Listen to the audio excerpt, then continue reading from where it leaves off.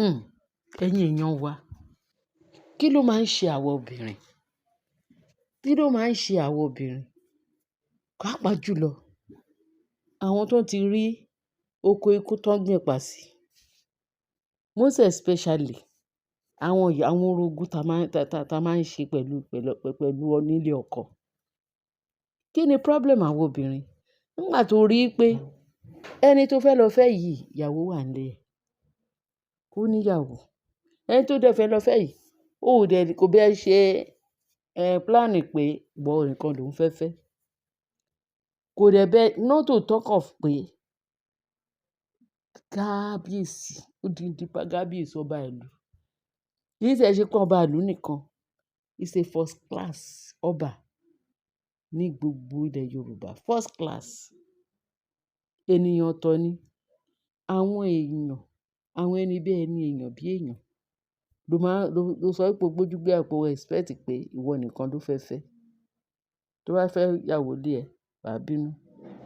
Tó bá tún fẹ́ ìyàwó lé ẹni tó fẹ́, wà á tún bínú. Ìwọ ló bá yàn lé, wà á tún máa bínú sóńtọ̀. Wọ́n tún fẹ́ lé ẹ, o tún bínú sóńtọ̀. Kí ni problem àwọn obìnrin? Tí ò bá wọ̀ fún ẹ, wà á ti sọ fún ẹni tó fẹ́ fẹ́ pé, èmi ò ń gbà ìyàwó o, mi ò dẹ̀ ń bá yàn lé o, torí èmi nìkan ló máa fẹ́. That is single boys níta. Tó bá fẹ́ ṣe irú ẹ, wà á farabalẹ̀, wà á fẹ́ ọkọ tí ìwọ àti ẹ̀ tẹ máa bẹ̀rẹ̀, tẹ jọ máa suffer together, tẹ lè máa ṣe nǹkan in common together. Tó dẹ̀ mọ̀ wípé ìyẹn ti jọ wà nínú májẹ̀mú, ó ti wà nínú agreement yín. Ṣé ẹ mọ̀ wípé tọkọ àti ìyàwó yìí tí à ń sọ, it's an agreement business ni. Ẹ ti cut, ẹ ti ṣàlàyé gbogbo nǹkan tí ẹ fẹ́. Ọkọ á ti mọ̀ nǹkan tí ìyàwó ẹ̀ máa fẹ́. Ìyàwó náà mọ̀ nǹkan tí ọkọ fẹ́ fẹ́. Not to talk of royal house tó ń lọ. Ẹni tó fẹ́, wọ́n ní ọba bá lé everything. Ohun gbogbo lọba bá lé. Nígbà tó fẹ́ lọ fẹ́, wọ́n ní ìgbì máa ni o. Ìgbì, èmi ò mọ èyí tó ń jẹ́ ìgbì nínú àwọn ìyàwó kábíyèsí. Lọ́ bá sọ wípé pẹ́pẹ́sí o, ìgbì wá pé nígbà tí òun àti tí bóyá olórí wá sáàfin, olórí Naomi bóyá ó wá sí ààfin, I don't know níbi tí wọ́n ti rí tí Naomi tí ìgbì yẹn, tí yẹn náà wà ní ibi tí wọ́n ti ń ṣe introduction. Kẹ́dẹ̀ máa rí. Kábíyèsí ò dẹ̀ fi Naomi ṣeré. Being his life. Torí ó mọ his life. Torí ó mọ àsìkò tí Naomi wà lọ́dọ̀ ẹ̀. Ó mọ ìyàtọ̀, ó mọ sí rere. Torí ẹ tẹ bá ń rí pé kábíyèsí ó ń gbọ̀n tẹ̀lé Naomi, irọ́ ni o. Nǹkan tí àwọn méjèèjì agreement ti wà níbẹ̀. Ẹ má rò pé just like that. Kí ni mò ń sọ? Wọ́n ní ṣé irọ́ ni. Ó ń gbọ̀n tẹ̀lé. Kì í ṣe pé ó ń gbọ̀n tẹ̀lé, kó gbọ̀n tẹ̀lé. Kí ni mò ń sọ? Ó ní agreement tán jọ ní. Tẹ bá ń rí pé wọ́n ń tẹ̀lé ra wọn, wọ́n ń tẹ̀lé ra. Who told you? So, ó ní agreement, concrete agreement and the concrete love from above. Love from above. Ìfẹ́ yẹn kò sí ẹni tó lè pín, tó lè yà. So, nǹkan tí mò ń sọ ni pé nígbà tí wọ́n ní ìgbì, láti àwọn business partner àwọn kábíyèsí Ọọ̀ni. Wọ́n nígbà tí business partner ní tán dé, àwọn òyìnbó ni gẹ́gẹ́ bá ṣe gbọ́. Àwọn òyìnbó yẹn wọ́n ṣà introduce Naomi sí àwọn òyìnbó yẹn pé this is my first wife. This is my this thing. This is my this that. Wọ́n ní ìgbì dẹ̀ wà níbẹ̀. Wọ́n ní ìgbì dẹ̀ wà níbẹ̀ o. Pẹ̀lú bí ìgbì ṣe wà níbẹ̀. Pẹ̀lú bí ìgbì ṣe wà níbẹ̀ ni wọ́n bá ní pẹ́pẹ́sí o. Wọ́n bá ní pẹ́pẹ́sí. Ìgbì o. Ó bínú. Wọ́n lọ sí lọ sunkún. Bí bá ní kábíyèsí ṣe fẹ́ introduce Naomi gẹ́gẹ́ bí first wife. Ṣé òun ni first wife ni?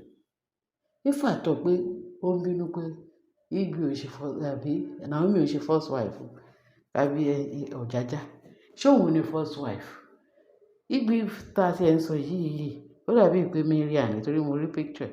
Ó dà pé Mariam kíní yẹn. Bóyá ìgbì yẹn ó dà pé ó fọ́ọ̀mù sí ìgbìrà. Torí wọ́n ní ìgbì pé ìgbìrà ni lady yẹn na Mariam. Wọ́n ní ìgbìrà ni ó dàbí pé ìgbì wọ́n shorten ẹ̀ ni. Bóyá nickname tó ń fún pé because of ó ti jẹ́ ìgbìrà. So definitely ìgbì náà máa pè é. Ṣé o understand? Definitely ìgbì náà máa ìgbìrà ni ìgbìrà yẹn ni. Form of ìgbì ni. Form of ìgbì. The form of ìgbìrà. For you say na ìgbìrà. The short name yẹn ni ìgbì. Yes, Mariam ló jẹ́ bẹ́ẹ̀ torí photo tí mo rí. So life ọ̀rọ̀ ògùn wọn ló wá ń bínú. Kí ló fẹ́ máa bínú fún? Kí ló fẹ́ máa bínú fún? Naomi yẹn bóyá kò mọ̀ pé Naomi ló sọ fún kábíyèsí pé kó lọ máa fẹ́ yàwó. Tó gbàdúrà fún kábíyèsí pé àwọn olórí máa pọ̀ sí láàfin. Because I will keep on saying that àwọn olórí máa pọ̀ sí láàfin. Òun ló ń ṣe ráyè tóun fi lè wọnú ààfin. Ó wá sọ pé ẹni tó pè òun pé kó wá jẹun, ó wá fẹ́ máa kà lọ́wọ́ ọkọ. It can never be possible. So ẹ sọ fún ìgbì àbí kí náà ti ń pè pé kó tọwọ́ ọmọ ẹ̀ bá ṣọ́ o. Kó tọwọ́ ọmọ ẹ̀ bá ṣọ́ o. Torí ó dàbí pé tí ẹ ti ń pọ̀ jù. Kí ni problem ẹ̀? A máa ń rí nínú íńtánẹ́ẹ̀tì tó wá ń dẹ̀mọ̀ kábíyèsí pẹ́pẹ́pẹ́. A máa wo kábíyèsí lójú. A máa ṣe gbá, a máa ṣàwo. Ṣé òun ni first wife? After all, you are not a first wife. Ibi tí ẹ ti ń bẹ̀rẹ̀ ni. Ibi tí wọ́n ti ń bẹ̀rẹ̀ gbogbo àwọn ìwà.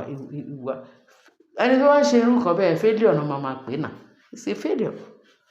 Ṣé wọ́n ni ìyàwó ìwọ ni first born ìyàwó kábíyèsí àbí first wife ìyàwó kábíyèsí? Impossibility. O ò jẹ́ first wife, o ò dẹ̀ ṣe second, o ò dẹ̀ ṣe third. Ó dà pé 50th wife ni ẹ ní ọ̀dọ̀ kábíyèsí. Kí là ń sọ, kí là ń wí? So kólúkálukú lọ sọ owó agbéjẹmọ́wọ́. Ẹ má fi Naomi fi bá wa ṣeré o. Because Naomi láti mọ̀ tipẹ́tipẹ́ tí original person ká mọ̀ pé ìyàwó kábíyèsí. As is a young girl. Tá bá ní ká ti ẹ̀wò ká dálẹ̀ ká tún ṣe. Naomi is a small girl níbi tẹ́ wà. But òun ni first wife. Òun la mọ̀ gẹ́gẹ́ bí ìyàwó ọba. Èèyàn tí ẹ sọ ká fọ̀rọ̀ sílẹ̀ sọ̀rọ̀. Òun ni first wife, òun dẹ̀ lọ́mọdé. Kẹ́lẹ́gbẹ́ mi ẹgbẹ́ ẹ̀. Naomi kì í ṣe ẹgbẹ́ anybody láàfin. What are we saying? Ẹ̀ṣẹ̀ tó ní ìgbì ń sunkún pé báwo ló ṣe lọ introduce kábíyèsí lọ introduce Naomi gẹ́gẹ́ bí first wife. Ìwọ náà bá introduce sí first wife. Olúkálùkù lọ ṣọ́ra o.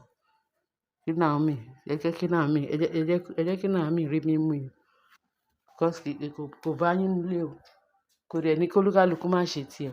Ọmọ ọlọ́mọ ń gbàdúrà tí Ọlọ́run dẹ̀ ń gbọ́. Ọlọ́run dẹ̀ fògo Ọlọ́run hàn láàrin. Abẹ́ ẹ̀rù ògo Ọlọ́run lára Naomi. Kábíyèsí Ọ̀jájá ẹ jọ̀ọ́ torí Ọlọ́run. Ẹ go on song. It's your first wife. Gbogbo ayé mọ̀ kò dìgbà pé ṣé òun ṣé ìgbì ló fẹ́ sọ fún mi pé kẹ bá introduce kìíní ní first wife. They are just fooling themselves.